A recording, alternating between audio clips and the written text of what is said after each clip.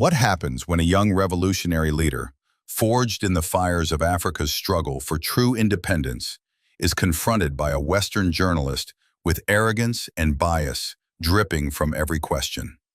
What happens when that journalist tries to paint him as just another military dictator, only to be silenced with truth, dignity, and raw, unapologetic patriotism?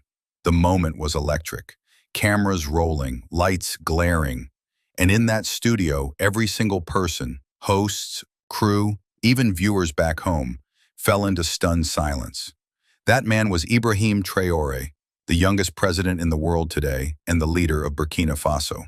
And this wasn't just an interview, it was a battle of ideologies. On one side, an old world mindset that refuses to accept Africa rising. On the other, a fearless voice representing the dreams of a continent tired of exploitation. When Traore opened his mouth, it wasn't just Burkina Faso speaking. It was the voice of millions across Africa echoing centuries of pain, resilience, and finally, resistance. What he said that day didn't just silence a journalist. It sent shockwaves across the media landscape.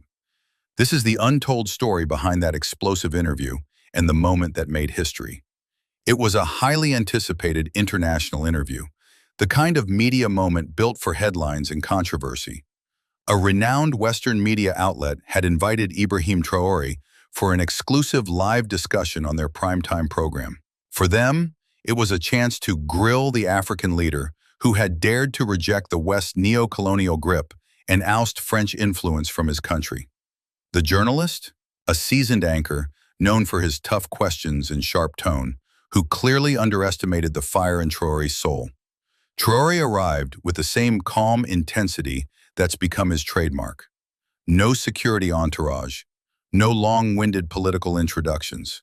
Just him, wearing his trademark military uniform and a quiet confidence that spoke louder than any presidential suit ever could.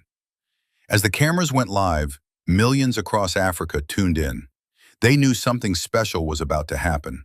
From the first question, it was clear. The journalist came to provoke. "Mr. Traore," he began, "you've seized power through a military coup. Aren't you just another African strongman, repeating the cycles of violence and instability?"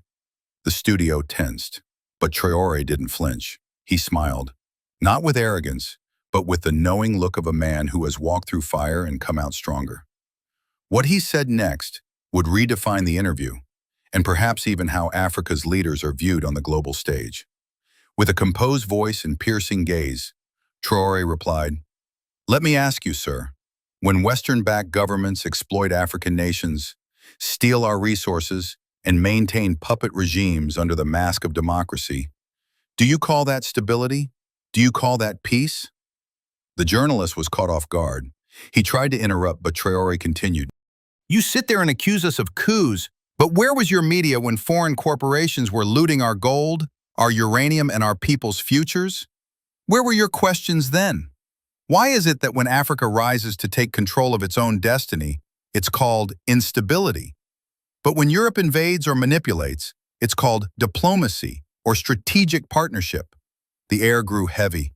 The journalist, now visibly uncomfortable, attempted to pivot. "But the world sees you as anti-democratic. You're ruling by force." Traore, undeterred, leaned in. His tone sharpened, but his words were calm and deliberate. "If democracy means obeying foreign masters while our children starve, then no, I am not that kind of Democrat. If democracy means elections funded by those who want to keep us weak, then we reject that. Our democracy is in the villages, the communities, the people who now finally feel free from colonial chains. We don't need lectures from countries built on the blood of slows." Boom.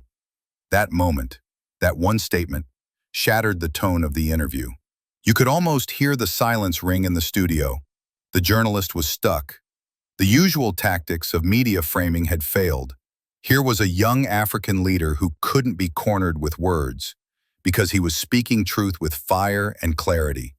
Within hours, clips of the interview went viral. Twitter, Facebook, YouTube, every platform exploded with reactions. Across Africa, people were celebrating. "He said what we've always wanted to say," one commenter wrote. Ibrahim Traore is not just Burkina Faso's president, he's Africa's voice, another posted. But in Western media, the spin machines began turning. Headlines like, "Controversial African leader defends his coup," or "Young dictator challenges journalistic integrity," began to appear. But it was too late. The truth had already taken flight. Millions had already heard Traore's unfiltered words, and they resonated. This wasn't about just one interview anymore. It was about decades, centuries of narrative control finally being shattered. Traore didn't just silence a journalist. He exposed an entire system built on one-sided storytelling. And he did it with facts, with history, and with courage. He wasn't afraid to name names either. In that same interview, he called out former colonial powers, especially France, for treating African nations like backup economies and military playgrounds. He questioned the role of the UN, IMF, and World Bank in perpetuating economic slavery.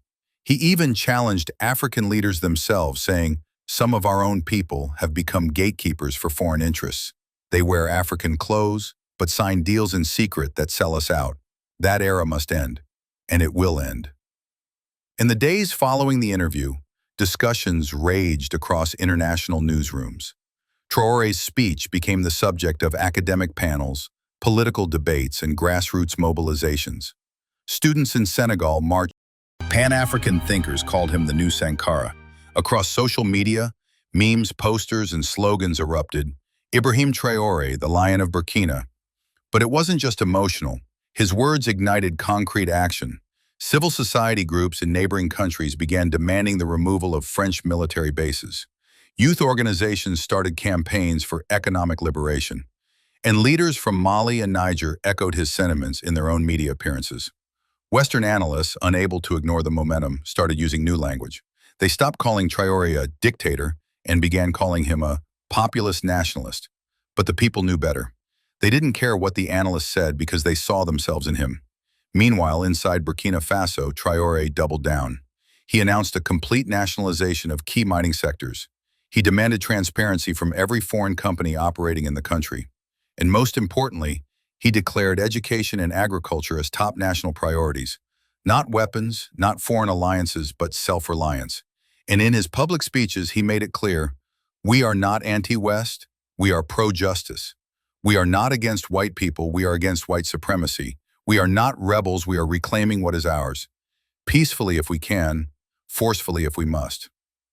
That kind of clarity, that moral clarity, is rare in global politics. And that's why it left that journalist speechless. Because no amount of spin, no clever questioning, no media framework could dilute the raw power of a man speaking from the heart, backed by the pain and hope of his people. That interview is now studied in media schools. It's shared in WhatsApp groups from Lagos to Nairobi. It's played at political rallies and quoted in university lectures. Because it marks a shift, not just in rhetoric, but in leadership. Traore didn't just defend himself, he reframed the entire debate about African governance. He taught the world a lesson that you cannot silence a generation that has decided to rise, that no microphone is stronger than the voice of truth, and that leadership, real leadership, is not about bowing to institutions, but about standing up for the powerless, even if you stand alone. Of course, challenges remain. Burkina Faso still battles terrorism, poverty, and foreign interference.